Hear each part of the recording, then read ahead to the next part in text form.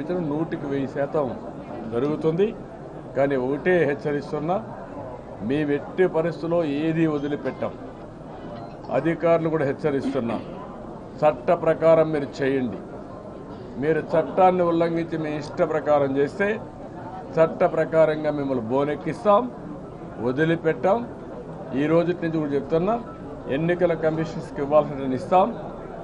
మీ contact కింద election కమిషన్కి, డిఓపిటీకి అందరికి లెటర్స్ రాస్తాం. ఫైనల్గా కోర్టులో కూడా వేసి మీరు చేసిన అక్రమాలు ఎస్టాబ్లిష్ చేసి మిమ్మల్ని శిక్షించే వరకు వదిలిపెట్టాం. హెచ్చరిక చేస్తున్నా, జాగ్రత్తగా ఉండడం కూడా అధికార యంత్రాంగాన్ని అప్రమత్తం చేస్తూ హెచ్చరిస్తుంది. ఇలాంటివి ఒక 8-9 కాన్స్టిట్యూన్సీలు బ్లంట్గా మరీ టూ మచ్గా చేశారు. అవన్నీ కూడా తీసుకుంటున్నాం. మేము ఎన్ని విధాలుగా ఒక రాజకీయ పార్టీ ఎన్ని విధాల నా లైఫ్లో ఇది 10వ ఎన్నిక.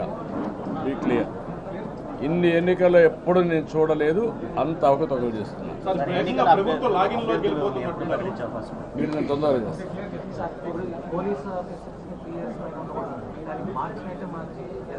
అవి కూడా చెప్పాం. మార్చి ఒక 2 నెలల వేరే రికార్డు మళ్ళా తీసుకొస్తున్నారు. అవి కూడా చెప్పాం. అన్ని కూడా డీటెయిల్స్ ఇచ్చాం. ఎప్పటికప్పుడు మేము ఎలక్షన్ కమిషన్ కూడా చెప్తాం. అవన్నీ కంట్రోల్ చేస్తాం.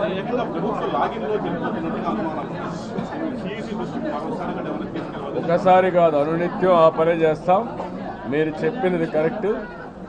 లాగిన్ పాస్వర్డ్ వాళ్ళకి ఇచ్చేశారు. వాళ్ళు ఇంట్లో కూర్చొని ఎంఆర్ఓ ఆఫీసులో ఎట్లయితే పనిచేస్తున్నారో ఆ విధంగా వాళ్ళే పనిచేసుకుంటున్నారు. ఇష్టానుసారంగా ఫామ్ 6, 7, 8 ఏది వస్తుంది కొట్టేస్తున్నారు. అది క్లియర్గా ఎస్టాబ్లిష్ అయ్యింది. గూగుల్ కంప్లైంట్ చేసింది. అవన్నీ కూడా మొత్తం ఎన్నికల్లో వాలంటరీ వ్యవస్థ ఉంటుందని చాలా స్పష్టంగా వాళ్ళు రిపీట్గా చెప్పారు. నేను వాళ్ళకు కూడా చెప్తున్నా, మీరు ఇన్వాల్వ్ కావద్దండి. ప్రజలకు మేలు చేయడం వరకు మీరు ఉండండి. మిమ్మల్ని మేము గౌరవిస్తాం. కానీ ఇన్వాల్వ్ అయ్యే ఒక పార్టీకి మాత్రం పనిచేస్తే మాత్రం కరెక్ట్ కాదు. మిమ్మల్ని పట్టిస్తాం. దానిపైన పనిష్ చేపిస్తాం.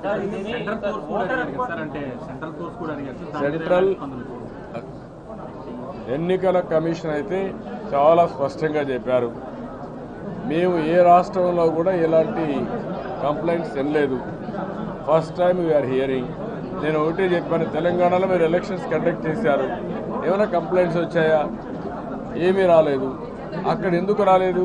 అక్కడ ప్రభుత్వం కూడా ఇలాంటి తప్పుడు పనులు చేయలేదు. ఇక్కడికి వచ్చే కొద్ది ప్రభుత్వమే దోషి. అధికార యంత్రాంగాన్ని మొత్తం నేరస్తులుగా తయారు చేసే పరిస్థితికి వచ్చారు. అందుకే ఇవన్నీ జరుగుతుందని చెప్పాం. వాళ్ళు కూడా కన్విన్స్ అయ్యారు. దేశవ్యాప్తంగా ఇదే పద్ధతి ఈ రాష్ట్రంలో పద్ధతి పాటిస్తే మొత్తం ప్రజాస్వామ్యం అవకాశం ఉంది. ఈ నేపథ్యంలో ఆధార్తో కనుక లింకప్ చేస్తే చచ్చిపోయిన వాళ్ళు ఆటోమేటిక్గా అదే తీసేస్తుంది. సో ఓటర్ అన్ని ఇప్పుడు పాన్ కార్డుకి ఆధార్ లింకప్ చేస్తున్నారు. అటు ప్రతి దానికి ఆధార్ని లింకప్ చేసినప్పుడు ఓటర్ కార్డుకి ఆధార్ లింకప్ చేసే విధంగా చేస్తే సమస్య మొత్తం పరిష్కారం అవుతుంది సార్. దాన్ని కూడా ఒకసారి వర్కౌట్ చేయాలి. ఏమనాలి వాళ్ళకి ఏంటంటే, ఎందుకు దానికి టెక్నికల్గా ఏమైనా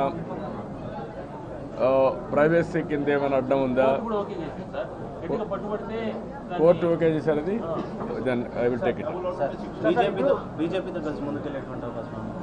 తర్వాత మా నాట్ ద ఇష్యూ. ఉప ఎన్నిక సమయంలో మనం పెట్టే కేసులన్నిటి కూడా ఇప్పుడు కొట్టేసేందుకు బలవంతంగా ఒప్పిస్తున్నారు పోలీసులు. దాన్ని కూడా నేను ఎక్స్ప్లెయిన్ చేశాను. మీరు ఆ రోజు నేను పెట్టిన కేసులన్నీ మీరు వదిలేశారు. వదిలిపెట్టిన తర్వాత స్టేట్ గవర్నమెంట్ వస్తేనే ఆ కేసులు తీసేశారు.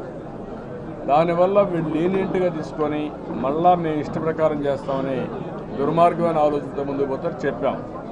రెండోది మేము అడిగాం, మీకు ప్రాసిక్యూట్ చేసే అధికారం ఉంది. ఎవడన్నా అధికారి తప్పు చేస్తే ఎఫ్ఐఆర్ బుక్ చేసి మళ్ళా ఎఫ్ఐఆర్ పేరును డిలీట్ చేయడం కాదు, ఇమ్మీడియట్గా తను అరెస్ట్ చేసే అవకాశాలు మీకు అధికారం ఉంది. You arrest them. అప్పుడు భయపడతారు. క్రిమినల్ ప్రాసిక్యూషన్ ఇనిషియేట్ చేయాలి, అప్పుడే వీడు భయపడతారు. ఇది కావాలని మోటివేటెడ్గా కాన్స్పరెన్సీతో ఇన్వాల్వ్ అయింది. లాగిన్ ఎట్లా వస్తుందండి? అపోజిషన్ పార్టీ రూలింగ్ పార్టీకి లాగిన్ ఇవ్వగలిగారు. ఎంత ధైర్యం ఉండాలండి వీడికి? క్లియర్ కట్గా ఉంది. ఒక ఐడియా ఉంది కదా. ఒకవేళ రిటర్నింగ్ ఆఫీసర్ అరెస్ట్ చేయండి, మొత్తం బయట వస్తాయి. పోరాడుతున్నారు కాబట్టి ఈ విషయం ఇక్కడ బయట వస్తాం సార్. ప్రతి నియోజకవర్గంలో ఇలాగే జరుగుతా ఉంది అనేది ఒక ఇది ఉంది సార్. లేదు, ఎవ్రీ నియోజకవర్గం వీఆర్ ఫోకసింగ్.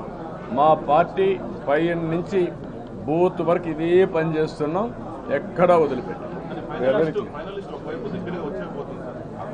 ఆ తర్వాత వచ్చినప్పటి నుంచి మనకు కరెక్ట్గా తెలుస్తాయి ఎన్ని పేర్లు తీస్తారు, ఎన్ని పేర్లు తీరని తెలుస్తుంది. అక్కడి నుంచి వర్కౌట్ చేస్తాం. ఫైనలిస్ట్ వచ్చేలోపు ఆధార్ లింక్ చేయడానికి I will work it out. That also is very good point. I will take it.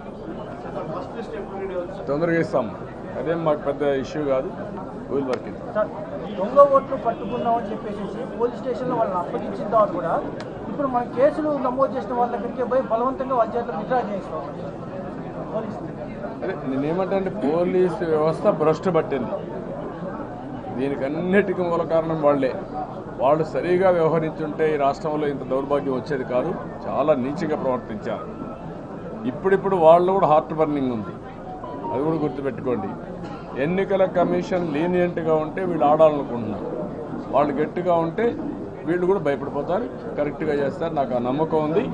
ఒకవేళ వాళ్ళు ఉన్నా మేము వదిలిపెట్టే పరిస్థితిలో ఉండవు, వీళ్ళని దోషులుగా నిలబెడతాం.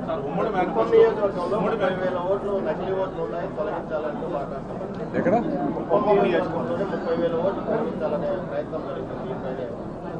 వాళ్ళు ఏదైనా మాట్లాడచ్చు. నేనేమంటానంటే ఏదున్నా జెన్యున్గా దొంగే దొంగ దొంగ అని అరిస్తే తప్పించుకోవచ్చు అని.